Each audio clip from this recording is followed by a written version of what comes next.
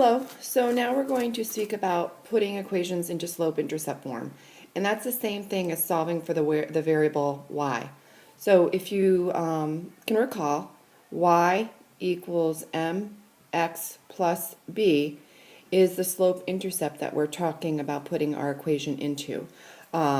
We call it slope-intercept because those are the two values that we need to replace in our final equation.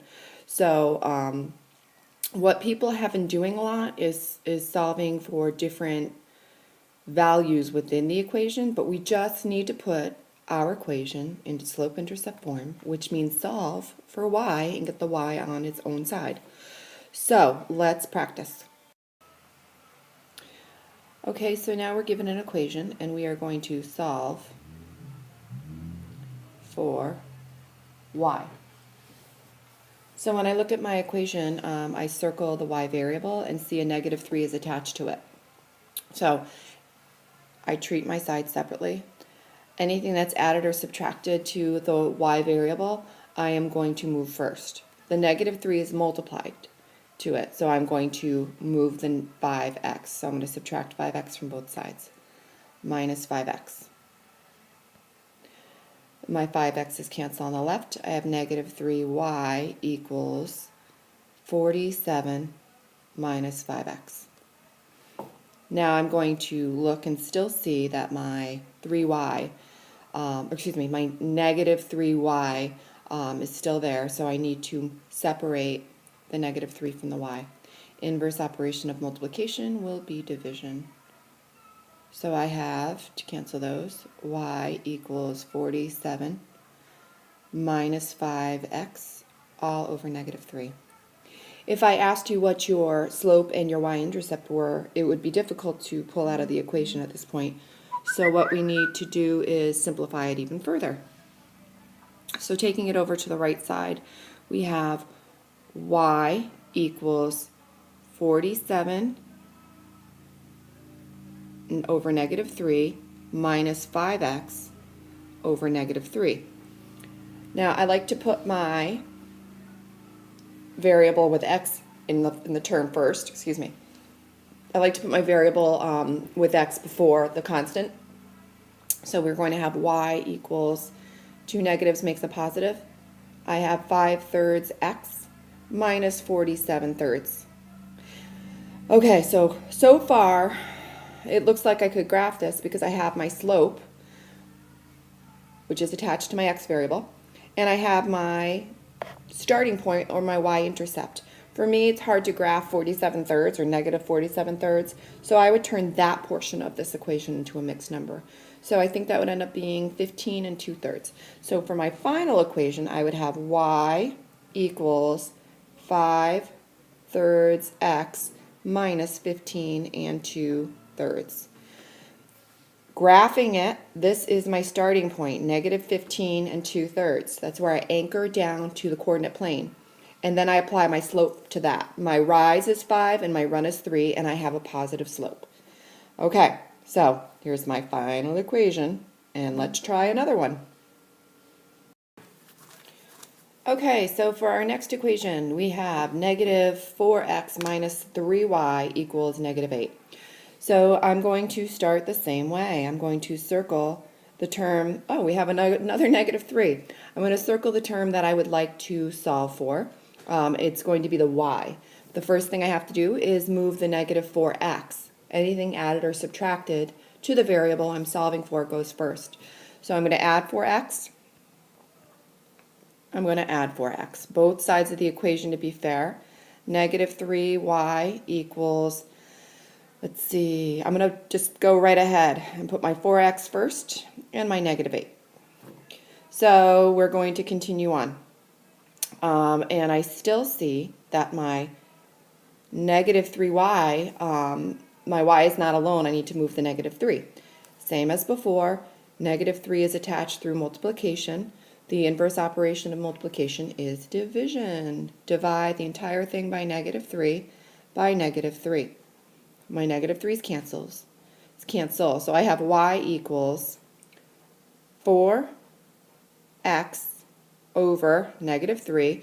And I know what my process is going to be since I know what I'm expecting to see. So I'm going to go ahead and allocate the negative 3 to both of the terms on the right side. So we don't need to do all the steps we did in the first slide if we can recognize why we're not doing them. So here I had my negative 3 and my 4 ends up being 4 over negative 3. So my slope's going to be negative. And then my negative 3 and my negative 8 ends up being a positive 8/3. So I personally like to have my numerator negative when I write my final term. So it's going to be y equals negative 4/3 x. And let's see, 8/3 is actually going to be plus 2 and 2/3, since that's a little bit easier to graph.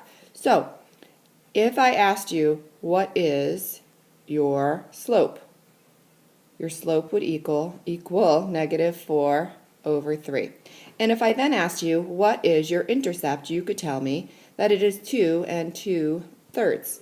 And with these two pieces of information, we can pretty much conquer the coordinate plane by graphing first your starting point and then applying your slope. Okay, so let's do one more final one. Oh, but just to note, this is the beautiful answer that I would have been looking for if I asked you to solve it for y. Okay, and for our final one, we have negative x minus y equals 10. Again, circle the variable we're solving for. Bring over anything added or subtracted. So we have negative y equals, I'm putting my x first, plus 10. Okay, are we finished? No, we're not. I was giving you time to ponder that. We are not finished because I never ask you to solve for a negative variable. I only ask you to solve for a positive variable. So we need to get rid of the negative. In theory, that negative is a negative 1, so I can divide everything by negative 1, And what happens is it flips all of my signs. So I end up with y is equal to negative x minus 10. Okay? And let's do a breakout bubble here. In theory, what I have done is I've said x over negative 1 plus 10 over negative 1. I'm going to move my negative to the numerator, so I end up with negative x. And I don't need to write this negative 1 in the denominator as long as I carry up my negative.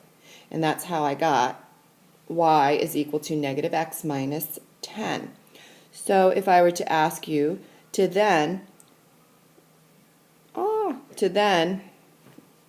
identify your m and your b. Take a second. What is it? Okay. There is actually a number associated with that negative, remember? So our negative 1 represents the slope, and negative 10 represents the slope intercept, the intercept, which would be our y-intercept. Okay, so I hope that this has helped. If you have additional questions, please reference the sections I'm about to tell you. Okay, here's two fantastic sources for you.